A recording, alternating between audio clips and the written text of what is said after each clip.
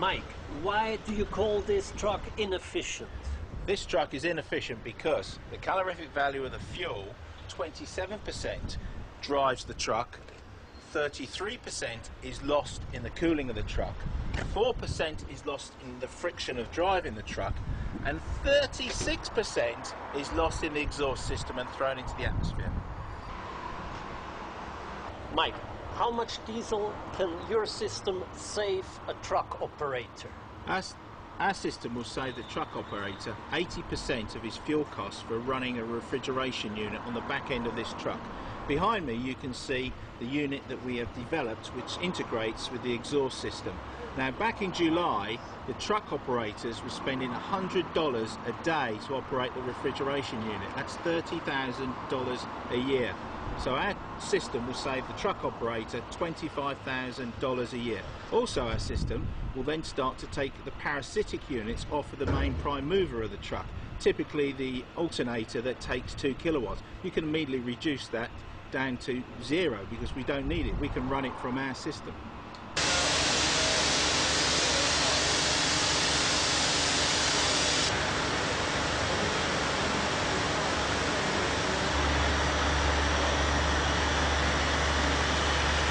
Here is the first prototype of our Caesar system designed to go on a landfill. We're in the final week now of building the system. It will then be tested in our test unit next door before being shipped to site in Finmere. You can see here a view on the control cabinet of the system.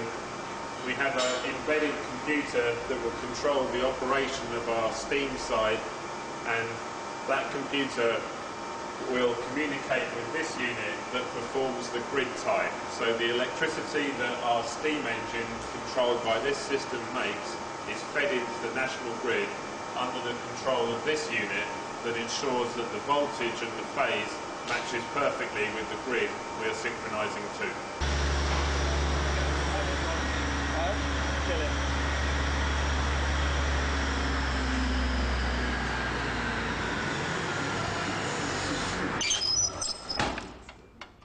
Mike, you propose to work with steam engines, but steam engines, isn't it a technology of the past?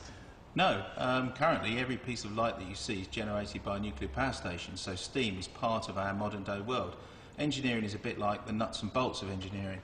The fundamentals don't change. So what we have here is an elegant way of harnessing steam and using it in a new concept, which is to recover heat from the internal combustion engine. So wherever there is an internal combustion engine, whether it's in a school for a generator, a standby generator in a hospital, on a refrigeration unit to drive the reefer, on a truck, on a car, we can recover the energy and turn it into useful energy and put it back into the system to save emissions and to save fuel.